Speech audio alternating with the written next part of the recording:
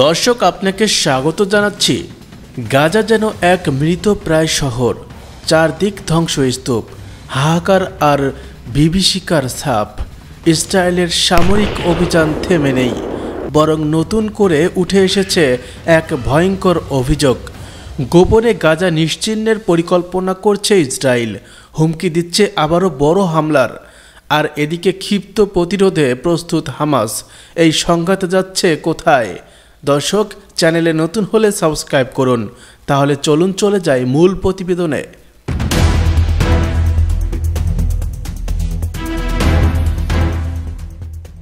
2025 সালের মে মাসে গাজা পরিস্থিতি যেন আরও উত্তপ্ত। ইসরায়েলি সেনাবাহিনী গাজার দক্ষিণাংশে ব্যাপক হামলা চালিয়েছে। জাতিসংঘ ও বিভিন্ন মানবাধিকার সংস্থা বলছে এটা কেবল যুদ্ধ নয়, বরং এক পরিকল্পিত উচ্ছেদ। ইসরায়েল যেন ধাপে ধাপে গাজাকে বসবাসের অনুপযুক্ত করে তুলছে। 75% বাড়িঘর সম্পূর্ণভাবে ধ্বংস, মানবিক সহায়তার পথ বন্ধ, লক্ষাধিক মানুষ উদ্ধ্বস্ত।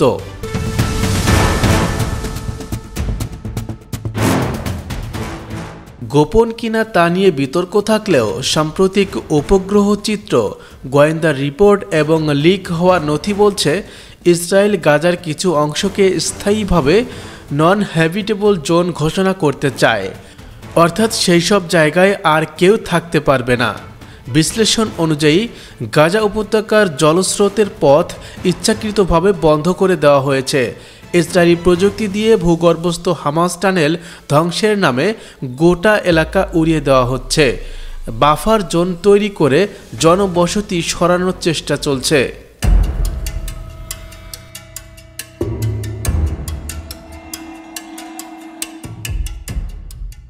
গত সপ্তাহে ইসরায়েলের প্রতিরক্ষামন্ত্রী স্পষ্ট হুমকি দিয়েছেন, গাজার যে কোনো অংশে যদি হামাসের অস্তিত্ব থাকে সেখানে আমরা আগুন নামিয়ে আনব। এই বক্তব্যের পেছনে রয়েছে একটি নতুন কৌশল।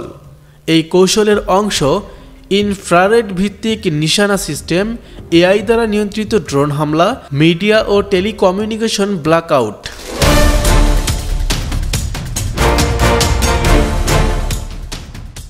গাজায় এই অবস্থার মধ্যে হামাস পুরোপুরি যুদ্ধমুখী হয়ে উঠেছে। হামাস নেতারা স্পষ্ট বলে দিয়েছে, আমরা মরব কিন্তু মাথা নত করব না। হামাসের প্রস্তুতি, নতুন প্রজন্মের দূরপাল্লার রকেট, গোপন টানেল নেটওয়ার্ক সম্প্রসারণ, আন্তর্জাতিক সমর্থন অর্জনের চেষ্টা।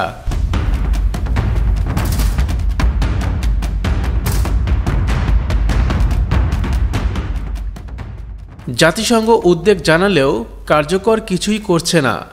আমেরিকা একদিকে মানবিক সহায়তার কথা বলছে, আবার অন্যদিকে ইসরায়েলকে অস্ত্র সহায়তা দিচ্ছে। ইউরোপ দ্বিধায়, মুসলিম বিশ্ব উত্তাল হলেও একক কোনো অবস্থান নিতে পারছে না।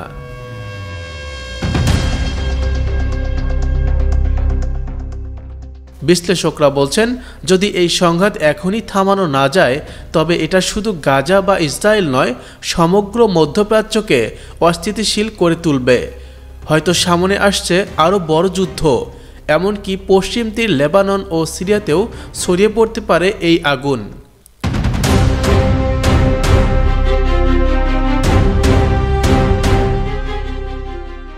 গাজা কি নিশ্চিহ্ন হয়ে যাবে ইতিহাসের পাতা থেকে, নাকি এই নির্যাতনের বিরুদ্ধে রুখে দাঁড়াবে বিশ্ব বিবেক? আপনার মতে এই সংঘাতের আসল দায় কার? কমেন্টে জানাতে ভুলবেন না। আপনি কি এমন আন্তর্জাতিক রাজনীতির বিশ্লেষণ দেখতে চান? তাহলে এখনই আমাদের চ্যানেলটিকে সাবস্ক্রাইব করুন, ভিডিওটি শেয়ার করুন যেন আরও মানুষ সত্য জানতে পারে।